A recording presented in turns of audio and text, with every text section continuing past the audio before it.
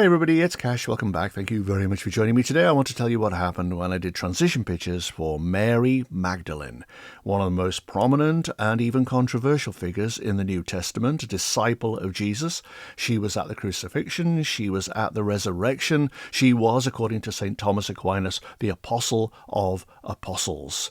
But we don't know what she looked like, as with so many of these biblical figures, so I had to go into her energy, open my mind, and hope for the best. And it was really, really fascinating. It fills in some details that we didn't know before. I also, as an experiment, put her energy alongside Jesus's energy, and that was remarkable in its way. And I did a little bit of our time travel thing, the thing we do, to see if I could get back to the time of the resurrection and get a feel for that. Again, very, very fascinating, and another jigsaw piece in the bigger puzzle, I feel. Mary Magdalene, that wasn't her surname, by the way. She came from a fishing village on the Sea of Galilee called Magdala. But she was a disciple of Jesus because he apparently healed her of demons, according to Luke chapter 8. She had psychological problems or emotional problems, came from a fairly wealthy family, met Jesus, he rid her of these demons, and from then on, she became a disciple, a follower, and even funded his ministry from her own money. It's been said over the years that she was a prostitute.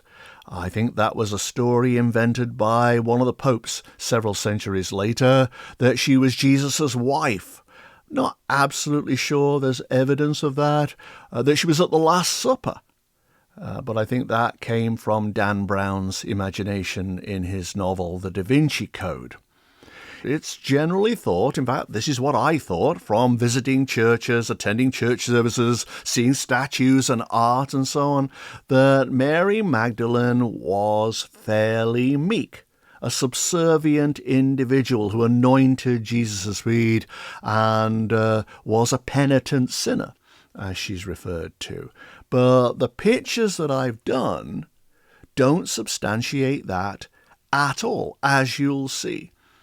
I should just say that I do the pictures before I research any of this. The pictures come first, and then I go and look into the story. So what I'm about to tell you didn't have facts behind it. It was simply what came into my head when I looked at the energy. And I began with Mary's energy and Jesus's energy. I put them side by side.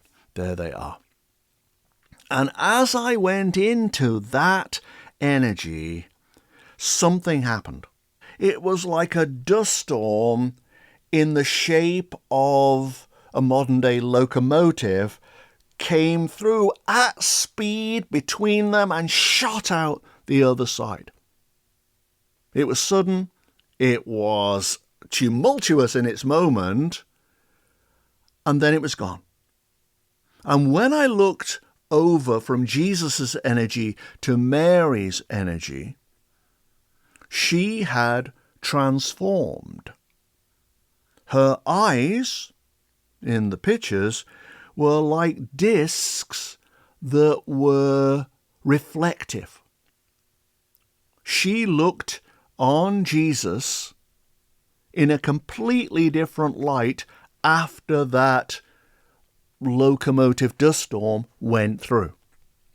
That could have been the exorcism he performed on her to rid her of her 7 demons.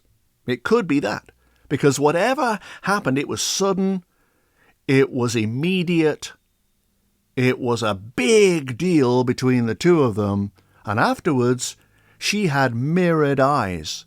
Like she could see him and she saw part of him reflected in her. And I would say that's where she became his disciple. And a complete convert to Jesus's movement. I'm not absolutely sure she fully understood what he was saying in spiritual terms, but she believed in the man, and that's where she may have started funding his ministry. Now, she was at the crucifixion where the men, the apostles, had gone because I guess they were afraid of being arrested themselves. She was at the crucifixion with some other women. And when I went to see the Last Supper mural back in 2017 in Milan, I think I've told this story before, a man came up to me and said, you know, he didn't actually die on the cross, right? He was taken down. He was administered some kind of painkiller, herbal painkiller. He was taken down by Mary Magdalene and other women during the night, escorted to a cave to recuperate for 3 days, and then he left on a donkey to places unknown, possibly India. But that whole thing was facilitated by Mary Magdalene, and then she went off at Jesus' instruction to tell the apostles. So that's your resurrection. And I thought, I wonder if I can do our time travel thing. If you've watched other videos, you know how we do this. If I can go back to that time, the time of the resurrection, and see what I get in terms of pictures. Just open my mind, and if anything comes, great. If it doesn't, also great. But as soon as I went into that energy of that time, I was walking down a hillside, but on very, very jagged rocks. I couldn't go up, it was too steep, so I was coming down. I think I was wearing moccasins, something on my feet that wasn't protecting me against the sharpness of the rocks, because this was very, very difficult. You know, as a kid, when you go to the seaside and you go barefoot along the rocks there, looking for crabs or whatever, and if you're not careful, you can actually slip and cut your feet. It was a bit like that, and I was gingerly going down this hillside. I went around the hill at the bottom, and there was something going on up the hill. There were people arranged up there talking, and I took no notice of them. I just carried on walking. At which point I gave up. I thought, oh, well, you know, it's too on the nose anyway that suddenly I would be there when the resurrection was happening, and nothing else seemed to be going on. So I actually stopped, and I thought, no, I'm just making this up. This is my imagination talking, which is always a danger. And so I stopped. But then about 3 or 4 days later, I thought, well, maybe I should just complete the pictures. Even if it goes way away from anything that was happening back there, I'll just see what happens. And so I went back into the energy and continued walking as this person, whoever it was. I don't even know if it was male or female this time, actually. And at some point, there was a raised stone foundation. Initially, it looked like it was the beginnings of a road. It just began suddenly. But it could also have been the foundations for a building that would go up at some point, because it was quite extensive, and I walked across it. It was my shortcut. It felt like a shortcut to where I was going, and easier to walk because I was wearing these moccasins, and on sand or earth or whatever there was, it would be difficult. This big foundation brought me to the base of the cliff, but this time there was a path. So I could actually get up. That's all I was looking for. I wasn't bothered about anything that was going on back there. I was simply looking for a way to get back up onto the cliff. So I walked up the path, and at the top, there were people sitting around or standing in little groups and talking, huddled together. I've said before how the most remarkable thing about these pictures is usually how little ambient noise there is. They didn't have helicopters and planes and sirens and phones going off or whatever. People just talk quietly among themselves. But equally, I'm struck here by how little anybody had to do. Today, our lives are frantic. We seem to have so many things to pack into a day. They had almost nothing. Sitting around in the sun and talking for a couple of hours was nothing. They were bored, but didn't actually know they were bored, because they had nothing to contrast it with. So there are all these people standing around talking with no agenda, really, nothing to do, nowhere to go. Ahead, there was a large group of people gathered around. So I walked over to them and pushed through to see what was going on. And there was a woman, definitely a woman, on the ground, convulsing, thrashing around. Now, I must emphasize this was done before I had researched the Mary Magdalene story in full. These pictures were before that. So when I go through, this woman is convulsing on the ground, and I wrote in my notes, she may have demons. Maybe I thought she was giving birth. That's possible too. But why would they not help her? Why would they just stand around this crowd and watch her thrash around on the floor, occasionally yelping and wailing? And I think it's because she had demons and they didn't know what to do. I left that crowd behind and walked on. And there were many, many people here. The people I'd seen back there were stragglers just sitting around. The people ahead were actually very active and bustling. And of course, it was the time of Passover. I'd forgotten that. So all the commotion, the jubilation I saw, the people yelling at each other and the bustle, it was all part of that in Jerusalem.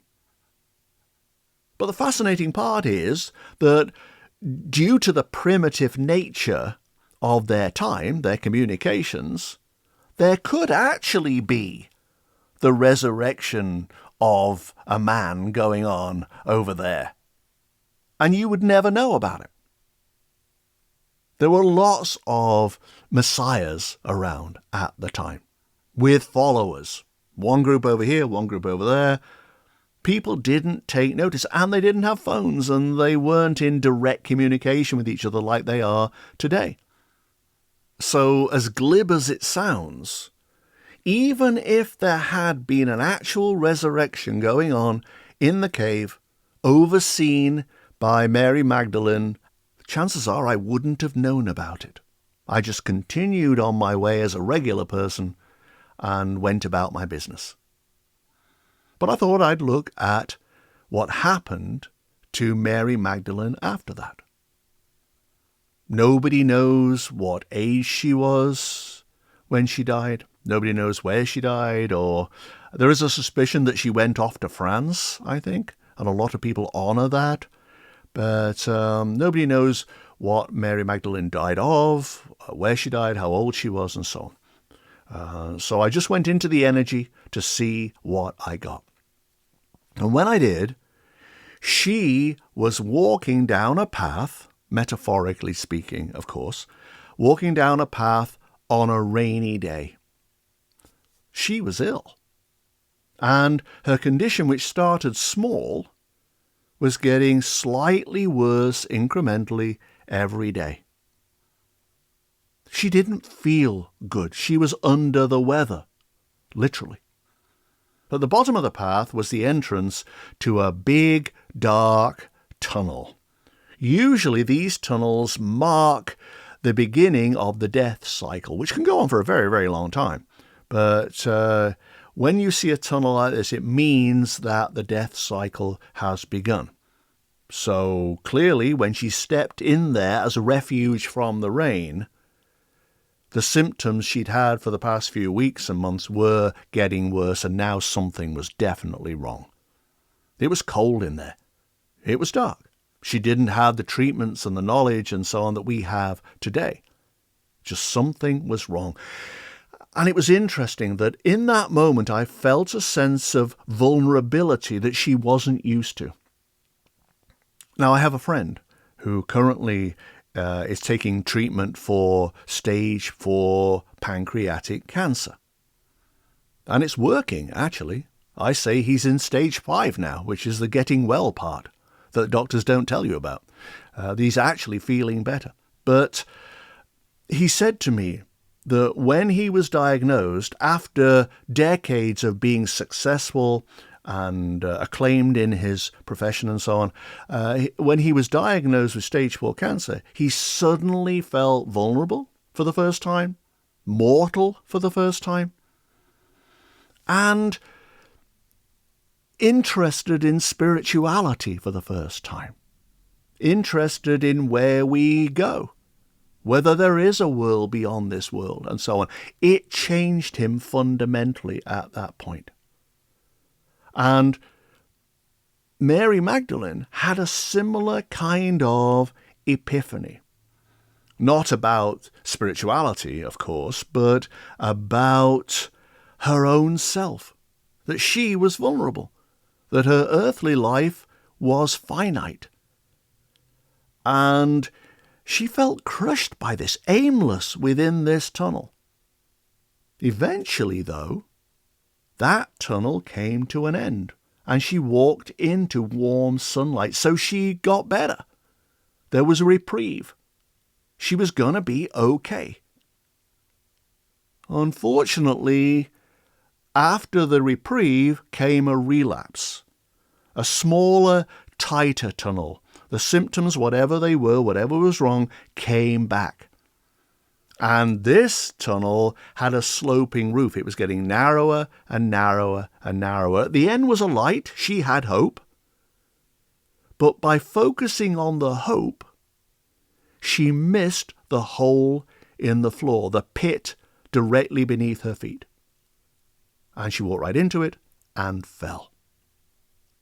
So it would have been very sudden. Maybe people thought she would last quite a long time. And then she fell ill again and suddenly was gone. And it must have been quite a rough ending, like the last few hours, the last few days. We all hope for a peaceful ending, just to die in our sleep or whatever. But some people don't have that. And she didn't have that. She went down a very dark little tube, little tunnel, and ended up in that cave that I always see, that most people wind up in. It's metaphorical, there's no real cave, but it means that they have essentially begun transitioning now. Her cave was different to many that I've seen, insofar as there were a couple of pathways off it.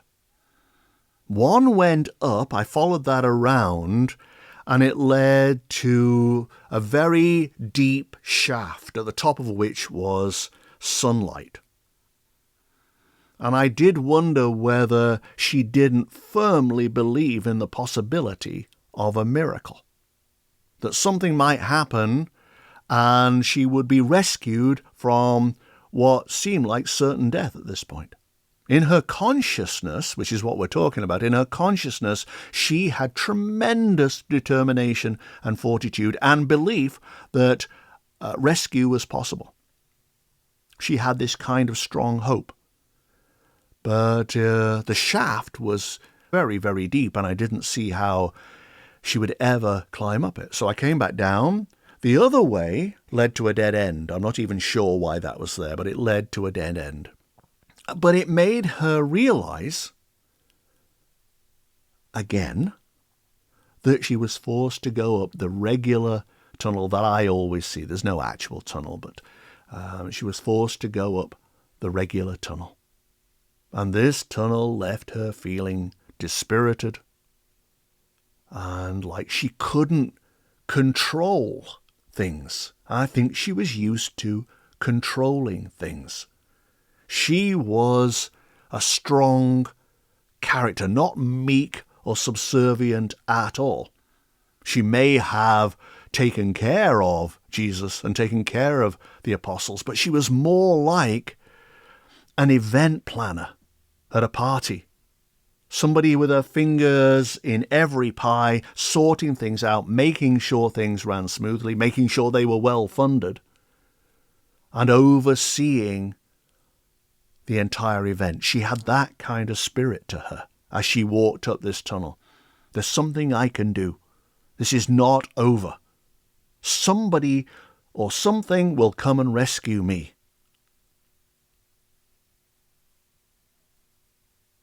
There was at the top of the tunnel a little interstitial area where a glimmer of hope flashed through her consciousness.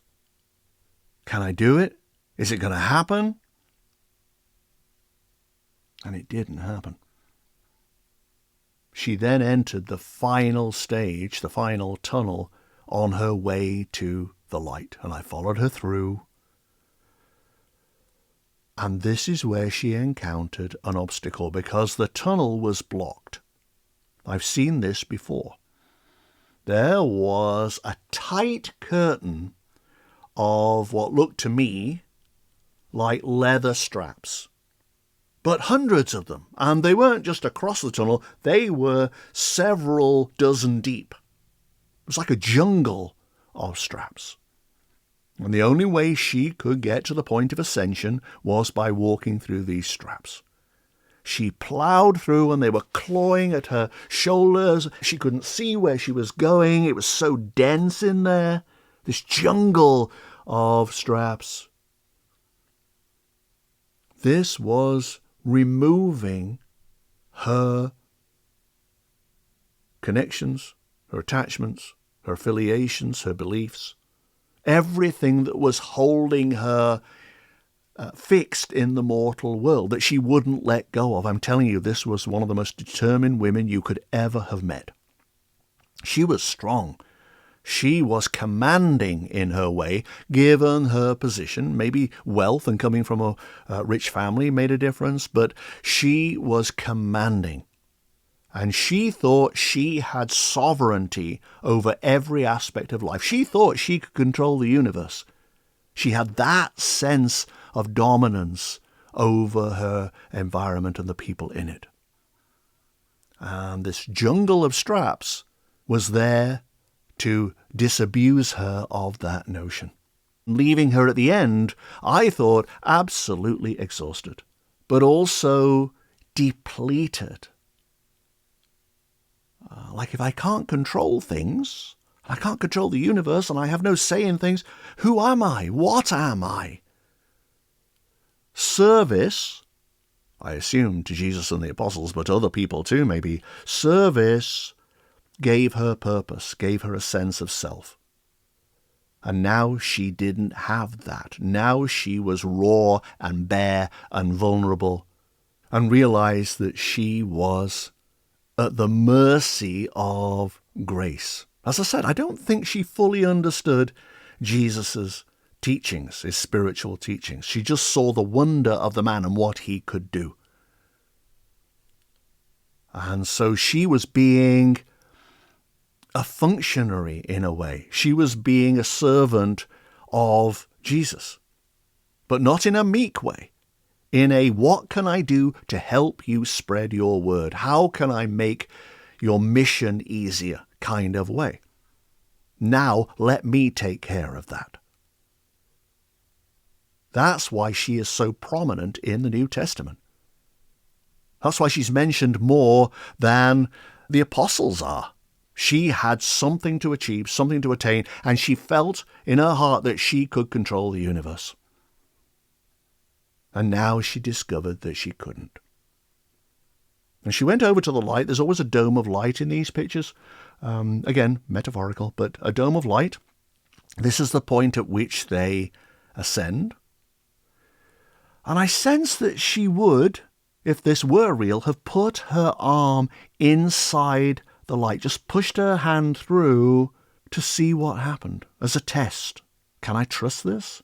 Can I go ahead? What is expected of me? And she felt every bit of resistance disappear from her and flow out. It was like, oh, right.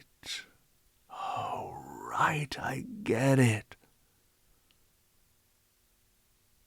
She could have had a much easier time of things. In form, in the mortal. She pushed too hard. Maybe that's what led to her illness, actually. She tried too hard. And now she realized that she didn't need to attach herself to things. She didn't need to try. She didn't need to struggle. She could have had an easier flow through life. Instead, she pushed and struggled. And then she went, having realized that it was all right, that she was okay, that nothing needed to be done now. She'd let go of all her burdens and her aspirations and her desire to control. And then she stepped into the light and was gone. I was left wondering, in relation to our own lives, how much of the struggle we go through is a choice. It's a decision we make. We push too hard. We try to please. We try to achieve. We try to get attention. We try to get love from people. And I wonder what would happen if we stopped trying and just flowed with the energy, with the current. Like all those people on the top of the hill when they were just sitting around talking. That's what I felt after leaving her behind. She'd done a lot of good. And because of her, Jesus' ministry was funded. And maybe, if the story about her helping him down from the cross during the night after the crucifixion, if that story is true, and she did actually save his life, then the world owes her a lot. And if she hadn't been the way she was, she would never have done that. She wouldn't have had the nerve, the fortitude. But within her own consciousness, she had struggled too much, and it could have led to her illness. And I do wonder, particularly with relation to my friend who had stage 4 cancer, how much he struggled and strived to be top of his game, captain of his industry, and how much he depleted himself as a result. It's a trade-off, I think. And that was Mary Magdalene's trade-off. But in the end, she realized, all right, I get it now. I can't control the universe. We can't control the universe. Ease off. Let go. Allow life to take its course. And be kind to ourselves, probably. And that's what I learned from Mary Magdalene. Thanks for watching, guys. I'll see you next time. Bye-bye.